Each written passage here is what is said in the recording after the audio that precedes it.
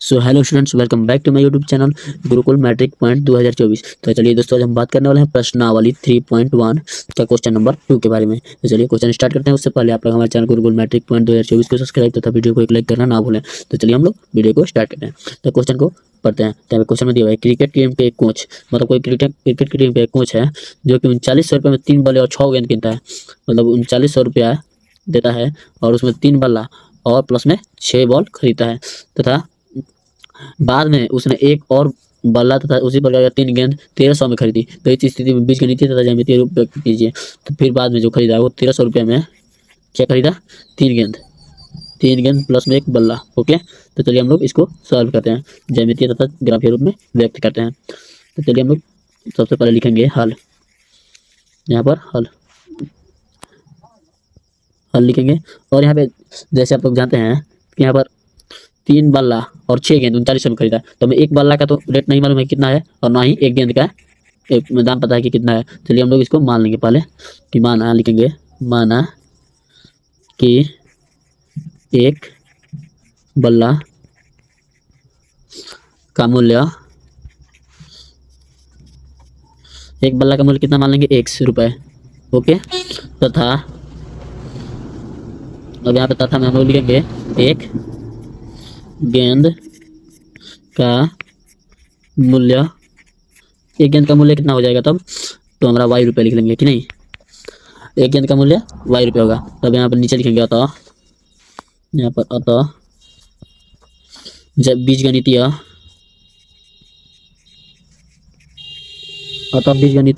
रूप में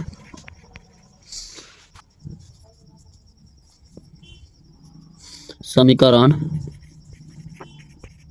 बीजगणितीय रूप में समीकरण के निम्न होगा,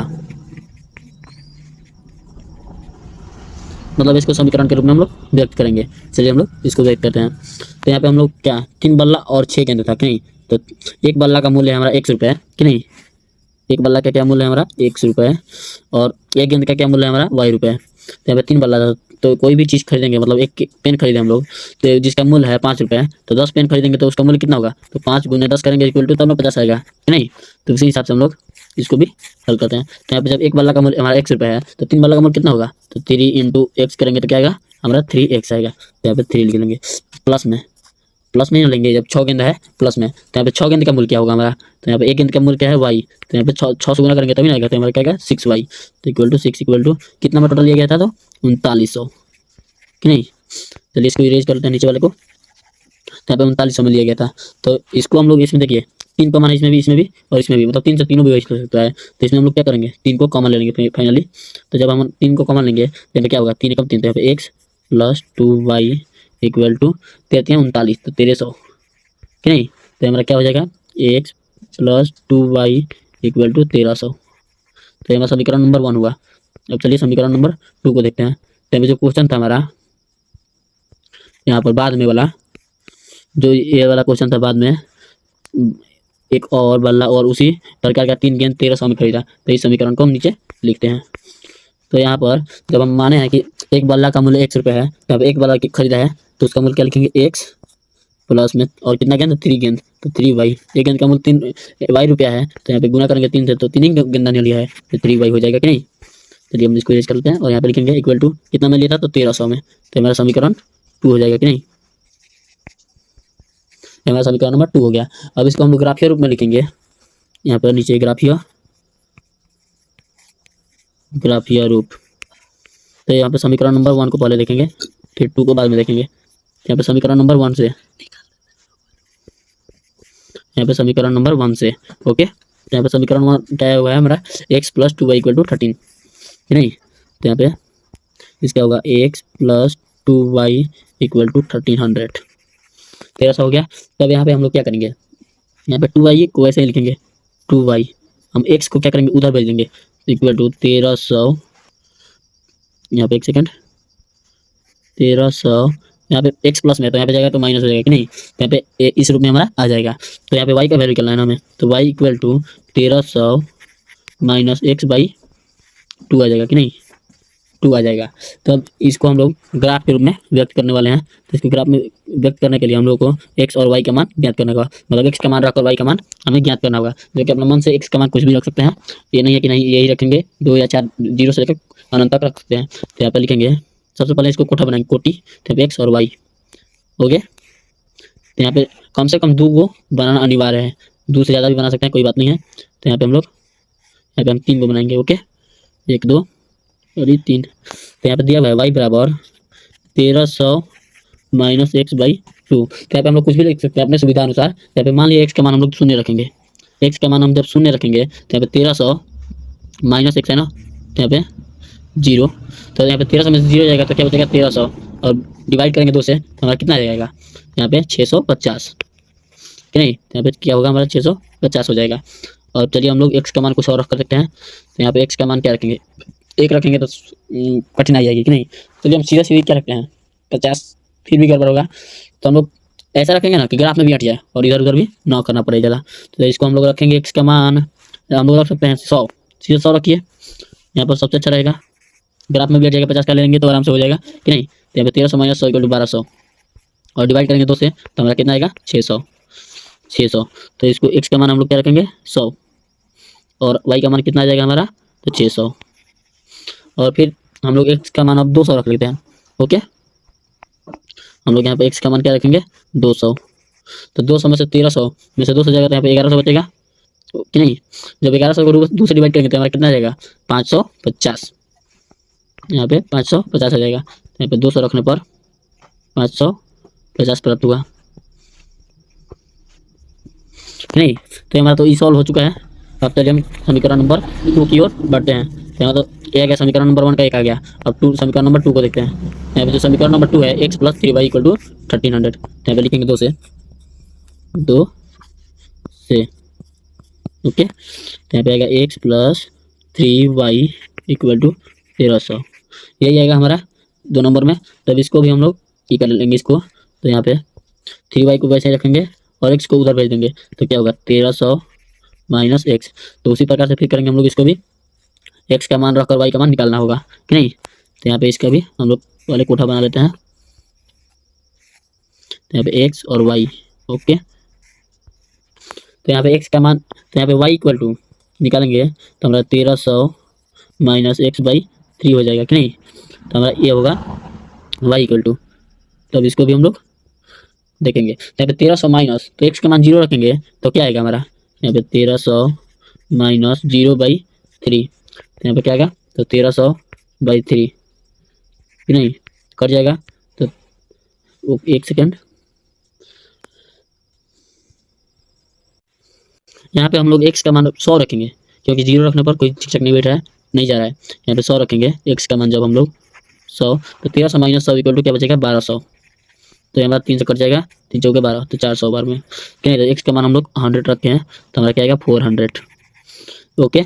और फिर हम लोग क्या रखें x का मान कि हमारा सही से कट जाएगा, ग्राफ के अंदर भी आ जाए। जैसे आप लोग मान कर रख सकते हैं कुछ भी, जाकि आसानी से कर सके और ग्राफ के अंदर भी फिट हो जाए। तो यहाँ पे फिर हम क्या रखेंगे 200 माइनस करेंगे तो 1200 होगा कि नहीं। तो यहाँ पे अब 400 रखेंगे कि नहीं, x का मान हम लोग 400 सीधे रख के काटेंगे 400। तो 1300 माइनस 400 इक्वल टू 900 कि नहीं। तो 3 से जाएगा तो कितना बार 300 बार में। तो यहाँ पर x का मान हम लोग 400 रखे हैं तो हमारा 300 आ गया ओके। अब फिर हम x का मान क्या रखें, तो यहाँ पर 500 रखेंगे तो 800 बचेगा तो नहीं जाएगा। फिर हम x का मान अब 700 रखते हैं कि नहीं, सीधे 700, कुछ भी रख सकते हैं आप लोग, आपका मर्जी है, आंसर तो उतना ही आएगा, सेम ग्राफ आएगा। तो जब हम लोग 700 रखेंगे यहाँ पर x का मान तो हमारा कितना से जाएगा 700 रखेंगे तो 7 6 13, तो यहाँ पे 600 बचेगा। तो 3 से 200 बार में जाएगा तो यहाँ पे 700, तो हमारा 200 बार में जाएगा। तो चलिए हम लोग इस दोनों समीकरण का शून्य को एक जगह कर लेते हैं। तो यहाँ पे x और y यहाँ पे लिखेंगे, नीचे बनाएंगे हम लोग x y फिर x और y नहीं।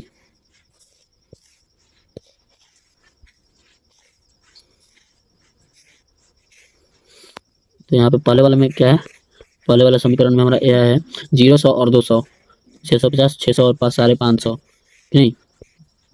तो इसको हम लोग नोट करेंगे 0 100 और 200, यहाँ पर 650 और फिर 600 और फिर 550। और दूसरा वाला क्या है हमारा, दूसरा वाला है 100, 400, 700, फिर 400, 300 और 200। इसको हम लोग नोट करेंगे यहाँ पर 100, 400 और यहाँ पे 700। ओके, और यहाँ पे 400, 300 और 200। अब चलिए हम लोग ग्राफ को बनाते हैं। तो यहाँ पे ग्राफ को हम लोग नोट करेंगे कॉपी में। तो चलिए हम दोस्तों हम लोग इस ग्राफ को हल करते हैं। तो यहाँ पे एक्स जो हमारा है और यहाँ पे वाई, तो यहाँ पे सबसे पहले हम लोग एक्स एक्सिस और वाई एक्सिस खींच लेते हैं। तो हमारा एक्स एक्सिस और वाई एक्सिस का सटीक लाइन खींचेंगे, मेरा नहीं होना चाहिए। तो यहाँ पे देखिए हम लोग कैसे खींच रहे हैं, ये हमारा एक्स एक्सिस वाई एक्सिस खींचा गया। अब एक्स एक्सिस को भी खींचते हैं। तो यहाँ पे हम लोग इसको भी खींच लेंगे, सीधा खींचिएगा, नहीं तो टेढ़ा होगा तो गड़बड़ हो जाएगा। फिर यहाँ पे एकदम सटीक खींच लीजिएगा। ओके, हमारा खींच गया। तो ये हो गया हमारा एक्स एक्सिस, और ये हमारा वाई डैश हो गया, और ये हमारा क्या हो गया एक्स डैश, और ये हमारा वाई एक्सिस। तो हमारा माइनस में नहीं है इसलिए पीछे नहीं बनाए। तो यहाँ पे ये मूल बिंदु हो गया 0 हमारा। अब यहाँ पे हम लोग 50-50 का ले लेते हैं, क्योंकि यहाँ पे देखिए 0 है, फिर यहाँ पे 650 है, 100 है, 600 है, 550 है और 200 है। और यहाँ पे देखिए 100, 400, 700, 400, 300 और 200 है। तो यहाँ पे 50 को हम लोग लेना होगा। तो अभी पहला लेंगे 50, दूसरा हमारा होगा 100, तीसरा होगा 150, चौथा होगा 200, पाँचवा होगा 250, छठा होगा 300, सातवां होगा 350, आठवां क्या होगा हमारा 400 हो जाएगा, और नौवां जो होगा वो 450 हो जाएगा, 10वां 500 हो जाएगा, और 11वां 550, 12वां जो होगा हमारा 600, और ये हमारा 650 हो जाएगा, और यहाँ पे 700।